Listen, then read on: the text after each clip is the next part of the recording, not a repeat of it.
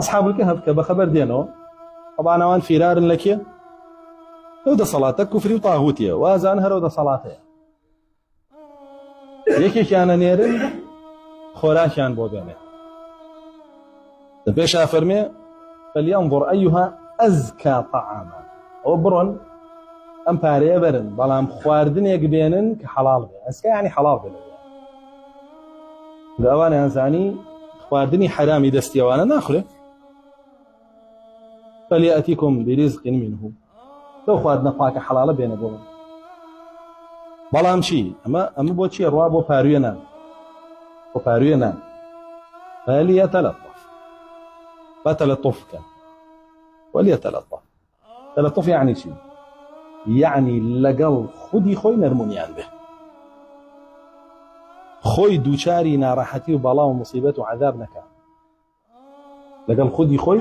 نرمونيان به خوي دوشاري ناراحتي وبلا ومصيبة نكا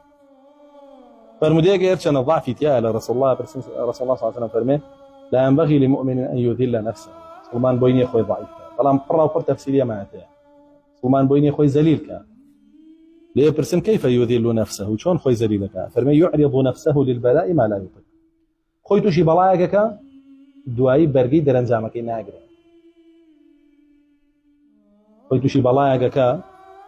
دوایی بەرگەی دەرەنجامەکەی ناگرێت زۆری وامانە بوو خۆی تووشی بەڵاکە کردو دوو زلایەنتی ئەڵا دوو شەق و نوێژ و عیبادەت و دینەوەی بڕوا ڕۆژ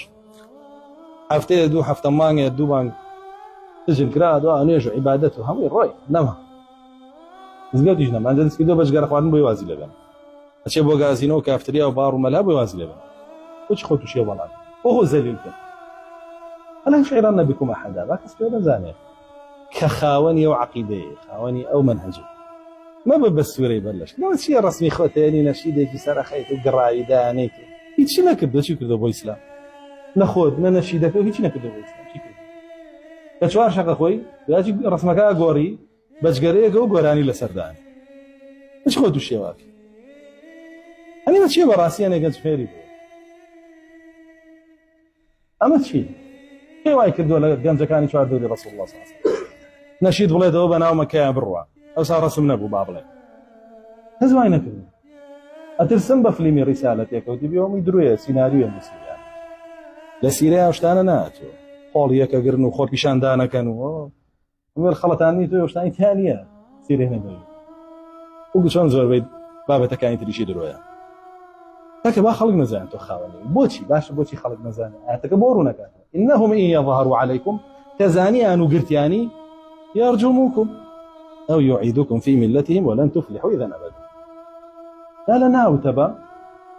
توك أكا كرامة الشكيانية خود أكوجي يا خود أتجيريت وسر ريبازكي خوي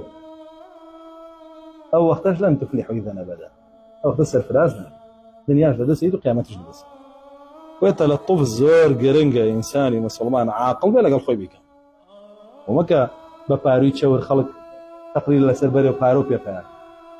معاش بيو مسلماني خوت لا عزيز بي خوت لا قران بي لا بقدر بي خو فارزا أنا تواني خوت وشي مشكلة مكا دعوي خود بك بشوازي كي جوان رايكو فيك شتك قماني لسر دروس هكامك خو فارزا كخلق بحقيقتي ججلة ومنطقية لإسلامك وبيروي كربو خوي فرصات ثانية تمام يا أخي بهرجنجة كقريته دين داري خوي بجوانية كا باشا هم كافر كما كان مسلمان زياد